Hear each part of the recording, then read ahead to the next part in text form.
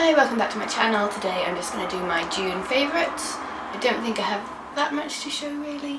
The first thing is a collection of things, and it's not really one of the things in particular but rather the process that I need them for. So I have oily combination skin, and especially in my nose and chin area my makeup always sort of breaks up, no matter how well I powder it or what powder I use.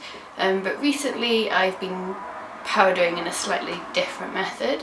So I use a combination of these two sponges, and when they are damp I just dip the end in my loose powder. At the moment I'm using RCMA no colour powder, and in the past I was using the Cameo Ben Nye, and I like both of them around about the same, I guess. So yeah, I just dip it in, so there's quite a lot on here, and I just press it on my skin until the powder disappears. And I definitely end up wearing more powder than if I was just using a brush, but it really keeps my makeup in place. I'm not baking exactly, like there's no like big white stripes on my face once I've done it, because I do keep patting it in until any trace of powder disappears. But afterwards I then use this brush, which is my Besame face powder brush. I just dust it over in case there is any excess to come off. Once I've finished all my powder products then, like highlight, blush and contour, I'm currently using the Gerard Cosmetics setting spray, and this one is in Peach. This spray is okay. I generally love peach scented things. This is really strong when you first spray it though. Like, you can really smell the alcohol in it, and it's very strong at first. Let me know if you have any of the other scents and whether they're really strong as well. It's okay, but it does set my makeup and it stops me looking powdery. So that combination of products and processes is definitely in my favourites this month. On the peach theme, another favourite has been this Aromally lip balm in Bellini. And peach isn't necessarily the strongest scent in it, but it's just sweet and fruity, and yeah, I love the scent of this. It's a bit drier feeling than other lip balms, but it definitely moisturises my lips and they don't feel dry when I wear it. I've been wearing this one generally overnight. Another favourite is my friend Alina. I'll link her channel down here. In the last few weeks she sent me my first ever Colourpop items, which is pretty exciting. She sent me the Ultra Satin Lip in Dopey. It's a pretty good everyday colour that suits my skin tone so well. And then she sent me the Lippy Stick in Topanga. I kind of hate that they're called Lippy Sticks. She sent me this lipstick, which is called a Lippy Stick, in Topanga. And it's a sort of terracotta colour, which I actually think suits me as well. So these are my favourites because they're my first ever Colourpop items, which is really exciting. And they're a gift, which always makes things better. But this colour in particular just looks really good on. Another favourite, and I'm sure I've mentioned it in favourites before, is my Jeffree Star Velour Liquid Lipstick in Drug Lord, which is just a white. And I use this so much. I use it for eyeliner, I use it for speckles and splatters all over my eyes, and just, you know, dots and other details. Occasionally I will use it to just lighten the inner portion of my lips, but generally this is just for my eyes. And I think I'm going through it really fast. I'm not quite sure what I'm going to do when I run out of this.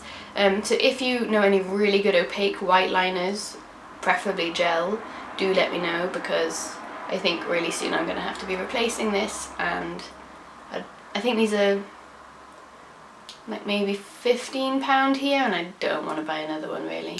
It's really hard for me to choose lip products in my favourites because you know, generally I'm wearing something different every day, and so it's not that often that something will get worn more than once in a month, if I'm honest. But Melt Blitzed I've worn 3 or 4 times this month, which is quite a lot for one lip colour. A few times I've worn it on its own, and a few times I've layered it with Kat Von D Peau or Melt de Gaff. Then it kind of becomes this amazing petrol-y blue colour. And if you've watched older videos you might know that petrol blue and teal are my favourite colours. This is definitely in my favourites this month. Another favourite is this highlighter, and you might have seen it if you watched, I don't know, maybe 2 videos ago. I did one on the Luxie Beauty Duochrome highlighters, and I did include this as well. It's the Luxie Beauty highlighter in Pandora, and I'm not sure, it's just a sort of pinky lilac highlighter, and I am wearing it today. I love it. It's quite strong. but it actually shows up on my skin, whereas the really intense ones, like even Mary Luminizer, I feel like they're slightly too dark for me. This one I love.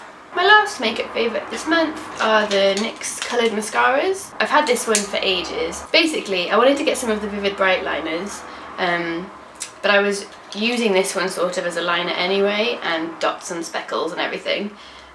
These are 9 millilitres, and I'm pretty sure here they're the same price as the Vivid Brights, but the Vivid Brights are like 2.5 millilitres or something, so I thought I'd just get more mascaras instead.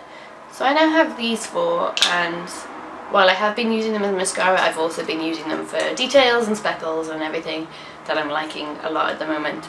So yeah, I think they're £5.50, and considering you can use them for lots of different things as well as mascara, I think that's great. Yep, I love these. I'm definitely considering at some point getting the rest of the colours. So that's all my makeup favourites. I have a few others. I guess this can kind of be a favourite, but it was my 5th wedding anniversary a few days ago, so being married is a favourite, or remembering that no, I definitely always remember that I'm married. It's cool though, right? 5 years has gone really fast, but then I was looking at all our wedding photos the other day, and I guess we do too, but so many of my friends look really young in those photos, and like 5 years has flown past, but I guess we've all grown up quite a lot in that time, maybe, I'm not sure. We didn't actually do anything to celebrate, we never do, but it's just nice to think about it, I guess. 2 TV favourites, Unreal. I only started watching this because the actress who plays Liz Parker in Roswell is in it, and I flippin' love Roswell. I love it. Like, for ages all of my usernames and stuff all related to Roswell. I wish there was more than 3 series of it. It's kind of cool because I watched it when it first aired on TV, but I was probably like only 9 or 10 then, and then when I was 15 I got back into it and bought all the DVDs, and I've seen them so many times since then. It's really cheesy. And I'm not even talking about Roswell anyway. Anyway, I started watching Unreal because Liz Parker's actress is in it, and her name has momentarily gone from my mind, and it sort of is like behind the scenes on a programme a bit like The Bachelor. I've never watched The Bachelor, but I know the premise, and in this programme it's called Everlasting instead, and it's like, you know, loads of women competing to end up with this one guy, and so this show is kind of like the producers and how they make the women all fight and act really petty. It's not morally great, really, when you think about it. And I'd also like to think that if I was in that kind of situation, I couldn't be manipulated that easily. But yeah, me and my husband have been watching that. We've binged that in the last few days, and I guess it's kind of a guilty pleasure because we know that the idea of it is kind of tacky, but I don't know, we did enjoy it. We're going to start the 2nd series tonight, I think. And then on my own, I've been watching Haven this last month. I've watched the first 3 series. I finished the 3rd one 2 nights ago, and I'm going to start the 4th one today probably. It was such a good finale. I think it's based on a really short book written by Stephen King. Can't really explain, I don't want to give too much away. Basically it follows an FBI agent called Audrey Parker who goes to this town in Maine, and there's lots of supernatural things happening, and she has to kind of just help the police department deal with it all. There's a lot more to it than that, but I don't want to give anything away. For a while, for maybe like the 1st season, I was watching it just because it was on in the background, but the more I watched it, the more I liked the characters, and now I feel quite invested in their future. It's left on a bit of a cliffhanger. I can't wait to see what happens in the 4th series. My last favourite, which I've also mentioned before, is lettering. I only started doing it in April, maybe the beginning of April, mid-April, and I finally found a style that I really like and that I'm happy with. I would now say that 70% of the time I'm happy with what I've done. I'm considering putting them on my Etsy shop.